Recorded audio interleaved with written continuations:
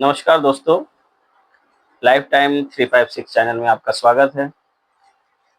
अभी तक मैंने विभिन्न एपिसोड कह लीजिए या छोटे-छोटे एपिसोड में मैंने अभी तक बताया है कि ईशान कोण पे क्या होना चाहिए, उत्तर-पश्चिम कोण पे क्या होना चाहिए, वायव्य कोण पे क्या होना चाहिए, दक्षिण-पश्चिम कोण पे, नैऋत्य कोण पे क्या होना चाहिए। आज हम बात करेंगे अग्नि कोण पे क्या होना चाहिए। देखिए, आजकल पॉपुलेशन बहुत बढ़ता जा रहा है। घर का भी निर्माण बहुत ज़्यादा संख्या में हो रहा है। घर की पहले जैसे प्राचीन स्थितियों में अनुकूलता मिलती थी कि बहुत सारा बड़ा-बड़ा एरिया रहता था तो लोग अपने हिसाब से उसको एडजस्ट कर लेता था। अब ज़मीनों की मात्रा बहुत छोटी होती जा रही है, बहुत कम है, उसी में कंस्ट्रक्शन करना पड़ता है। तो ठीक है, कंस्ट्रक्शन करना चाहिए, परंतु वास्तु की न्यूनतम कमियों को दूर करते हुए, यानी कि कहने का वास्तु का जो जिधर कहता है जिस एरिया को बनाने के लिए, भवन के जिस पार्ट को बनाने के लिए कहता है उसको ज़रूर कवर करना चाहिए। छोटा एरिया हो चाहे बड़ा एरिया हो, उसका स्ट्रक्चर उस ढंग से ज़रूर रखना चाहिए कि उसमें वास्तु दोष कम से कम हो।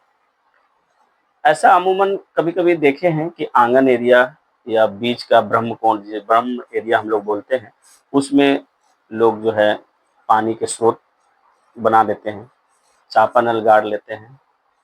तो ऐसा देखा गया है कि महाभारत की एक छोटी-सी कथा है, जिसमें द्रौपदी बीच आंगन में दुर्योधन को पानी में गिरते हुए देखती है। जल का स्रोत बीच आंगन में था और कुंड था। तो ये माना गया है कि उस कुंड की वजह से कौरवों के वंश का विनाश हो गया।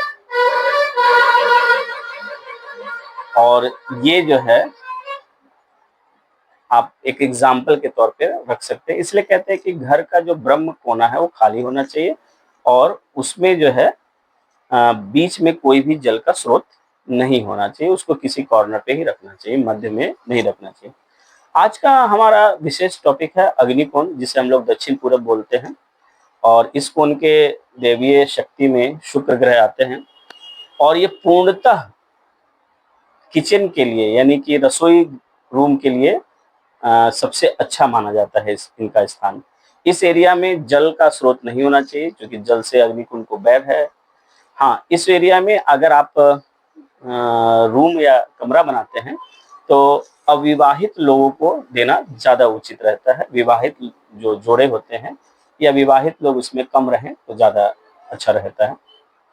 अविवाहित लोग रहेंगे तो वो थोड़ा ज़्यादा सफ़र नहीं कर पाएंगे यानी परेशान नहीं होंगे, परंतु अगर विवाहित लोग रहेंगे इस एरिया में तो थोड़ा-सा कलह बढ़ सकता है, पति-पत्नी के बीच में मतभेद पैदा हो सकता है। अग्निकुंड में विशेष निर्माण का प्रावधान नहीं है, चूँकि ये अग्नि तत्व का कोण है। इसमें रसोई रूम सबसे सर्वोच्च माना जाता है और बहुत हद तक, चूँकि मैंने पहले ही बताया कि आजकल आबादी इतनी बढ़ गई है कि लोग छोटे-छोटे एरिया में बहुत अच्छा कंस्ट्रक्शन करना चाहते हैं, तो उसमें उस क्षेत्र में आप एक छोटा-सा रूम भी बना सकते हैं। इसके अतिरिक्त और कोई प्रावधान नहीं है कि और कुछ उसमें बनाया जा सके। इसी के साथ धन्यवाद।